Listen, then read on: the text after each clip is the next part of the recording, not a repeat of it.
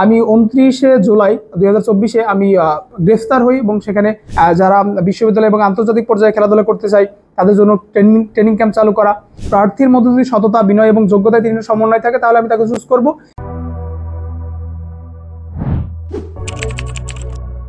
ঢাকা বিশ্ববিদ্যালয় প্রতিষ্ঠার পর থেকে এখন পর্যন্ত সর্বমোট 37 বার ডাকসু নির্বাচন হয়। 1971 সালের মুক্তিযুদ্ধের পরে 90-91-এর যে ডাকসু নির্বাচন, সেই ডাকসু নির্বাচনের পরে দীর্ঘকাল ডাকসু নির্বাচনটা অফ থাকে এবং 2019-এর যে ডাকসু নির্বাচন হয় সেটা ছিল একটা বিতর্কিত ডাকসু নির্বাচন। তো এখন একটা নির্দলীয় সরকারের অধীনে আমরা ডাকসু পাওয়ার সৌভাগ্য আমাদের হয়েছে এবং এই ডাকসুকে ঘিরে আমরা যারা প্রার্থী, পাশাপাশি ভোটারদের মধ্যে একটা উৎসবমুখর পরিবেশ তৈরি হয়েছে।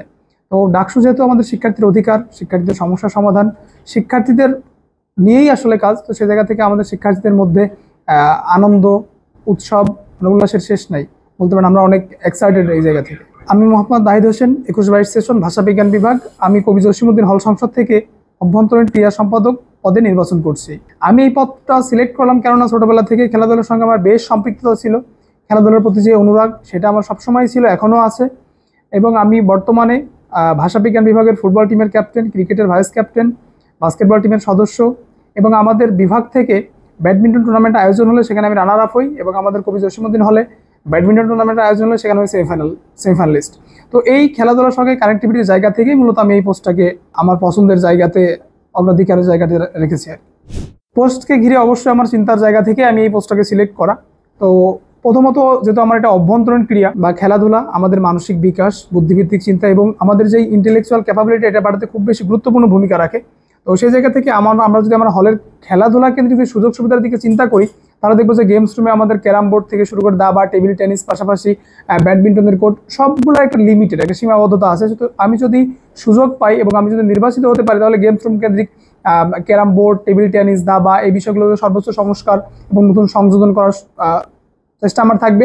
পাশাপাশি আমাদের হলে একটা মাত্র ব্যাডমিন্টন কোর্ট আছে, তো শিক্ষার্থীদের জন্য আসলে এটা যথেষ্ট না। তো সেই জায়গা থেকে আরও একটা নতুন করে ব্যাডমিন্টন কোর্ট, পাশাপাশি যারা বিশ্ববিদ্যালয় এবং আন্তর্জাতিক পর্যায়ে খেলাধুলা করতে চাই তাদের জন্য ট্রেনিং ক্যাম্প চালু করা এবং নতুন নতুন যে গেমগুলো আছে যেমন billiard game, quick ceiling game, পাশাপাশি শিক্ষার্থীদের সুস্বাস্থ্যতার জন্য চিন্তা করে জিমনেশিয়াম স্থাপনের জন্য আমি সর্বোচ্চ চেষ্টা করবো ইনশাল্লাহ। আচ্ছা, আমাকে বেছে নেওয়ার ক্ষেত্রে বা প্রার্থীতা সিলেকশনের ব্যাপারে আমি তিনটা বিষয়কে সবসময় বেশি মাথায় রাখি নিজেও, যেহেতু আমিও ভোটার, আমিও ভোট দিব।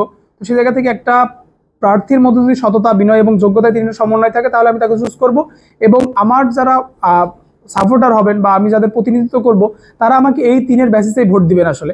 তো আমার প্রিভিয়াস হিস্ট্রি আছে, সেই প্রিভিয়াস হিস্ট্রি দেখার সুযোগ আছে। যেমন আমি আন্দোলনের সময়ে ভূমিকা রাখার যথেষ্ট চেষ্টা করি, আমার ফ্রেন্ডসরা আছেন, আমার সিনিয়ররা আছেন, তারা জেনে থাকবেন। এবং পাশাপাশি আমি 29শে জুলাই 2024-এ আমি গ্রেফতার হই এবং সেখানে একটা ইন্টারেস্টিংলি গ্রেফতার একটা ঘটনা শেয়ার করি। তখন সবাই মোটামুটি নাজেহাল অবস্থায় ছিল এবং সবাই আশঙ্কার মধ্যে, সন্দেহের মধ্যে ছিল। আর ছোটবেলা থেকে আমি খেলাধুলার সঙ্গে কানেক্টিভিটি থাকার জায়গা থেকে সাংগঠনিক যে ব্যাপারগুলো, একটা টিমকে অর্গানাইজ করা, লিড দেওয়া, এই বিষয়গুলো আমার মধ্যে আমি রাখার চেষ্টা করতাম এবং সেইগুলোকে আসলে শানিত করার জন্য, সেগুলোকে আরও ইমপ্রুভ করার জন্য আমি মূলত এই পোস্ট বা এই পদবিতে সিলেক্ট করা। তো যারা ভোট দিবেন আশা করি আমার এই প্রিভিয়াস হিস্ট্রি পাশাপাশি আমার সমসাময়িক বিষয়গুলো বিবেচনা রেখেই ভোট দিবেন। আচ্ছা, শুধুমাত্র হল না, আমি পুরো ক্যাম্পাসের শিক্ষার্থীদের জন্যই বলবো যে ভোট দেওয়ার ক্ষেত্রে যে বিষয়গুলো আমি আগেও বলে ফেললাম যে ভোট দেওয়ার ক্ষেত্রে এই বিষয়গুলো জরুরি।